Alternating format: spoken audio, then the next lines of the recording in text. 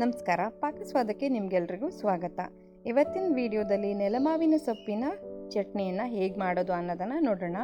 ಈ ಸೊಪ್ಪು ಸಾಮಾನ್ಯವಾಗಿ ಗದ್ದೆಗಳಲ್ಲಿ ಕಟಾವು ಮಾಡ್ತಾರಲ್ಲ, ಆ ಟೈಮಲ್ಲಿ ನಿಧಾನಕ್ಕೆ ಚಿಗುರ್ಕೊಳ್ತಾ ಇರುತ್ತೆ. ತುಂಬ ಪುಟ್ಟ ಪುಟ್ಟ ಗಿಡಗಳಿವು ಮತ್ತು ಎಲೆಗಳಿಗೆ ಒಂಥರ ಮಾವಿನಕಾಯಿ ಪರಿಮಳ ಇರೋದ್ರಿಂದ ಇದನ್ನು ನೆಲಮಾವಿನ ಸೊಪ್ಪು ಅಂತಲೇ ಹೇಳಲಾಗುತ್ತೆ.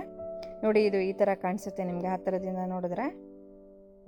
ಒಂಥರ ಗ್ಲಾಸಿ ಟೆಕ್ಸ್ಚರ್ ಇರುತ್ತೆ. ಗದ್ದೆಗಳಲ್ಲಿ ನೀವು ಹುಡುಕಬೇಕು ಅಂದರೆ ತಕ್ಷಣ ಕಾಣೋದಿಲ್ಲ, ಪುಟ್ಟ ಗಿಡ ಆದ್ದರಿಂದ.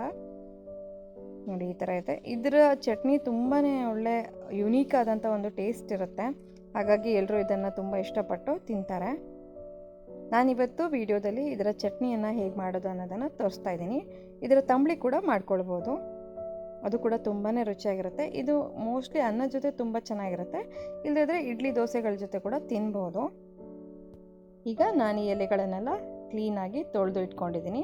ಇದನ್ನು ಸ್ವಲ್ಪ ಹುರ್ಕೊಳ್ಬೇಕು. 1 ಚಮಚ ಎಣ್ಣೆ ಹಾಕ್ಕೊಂಡು ನಾನು ಬಣ್ಣ ಬದಲಾಗೋ ತನಕ ಈ ಥರ ಹುರ್ಕೊಳ್ತಾ ಇದ್ದೀನಿ.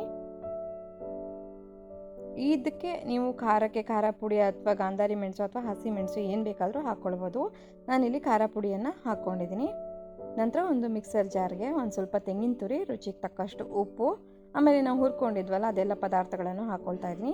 ಹುಳಿಗೆ ನೀವು ಹುಣಸೆ ಹಣ್ಣನ್ನು ಹಾಕ್ಕೊಳ್ಬೋದು ಅಥವಾ ವಾಟೆ ಪುಡಿ ಅಂತ ಹೇಳ್ತಾರಲ್ಲ ಅದಿದ್ರೂ ಕೂಡ ತುಂಬಾ ರುಚಿಯಾಗಿರುತ್ತೆ. ಸ್ವಲ್ಪ ನೀರು ಹಾಕಿ ರುಬ್ಕೊಂಡ್ರೆ ಆಗೋಯ್ತು ನೆಲಮಾವಿನ ಸೊಪ್ಪಿನ ಚಟ್ನಿ. ತಿನ್ನೋದಕ್ಕೆ ರೆಡಿ.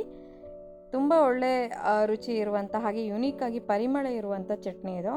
ಬಿಸಿ ಬಿಸಿ ಅನ್ನದ ಜೊತೆ ಒಂದು ಸ್ವಲ್ಪ ಕೊಬ್ಬರಿ ಎಣ್ಣೆ ಹಾಕ್ಕೊಂಡು ತಿಂತಾಯಿದ್ರೆ ಆಹಾ ಅಂತಲೇ ಹೇಳ್ಬೋದು.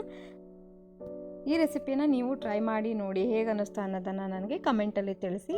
ಹಾಗೆ ಲೈಕ್ ಮತ್ತು ಶೇರ್ ಕೂಡ ಮಾಡ್ಕೊಳ್ಳಿ. ಚಾನಲ್ಗೆ ಹೊಸಬರಾಗಿದ್ದರೆ ಸಬ್ಸ್ಕ್ರೈಬ್ ಮಾಡ್ಕೊಳ್ಳೋದನ್ನು ಮರಿಬೇಡಿ. ಧನ್ಯವಾದಗಳು.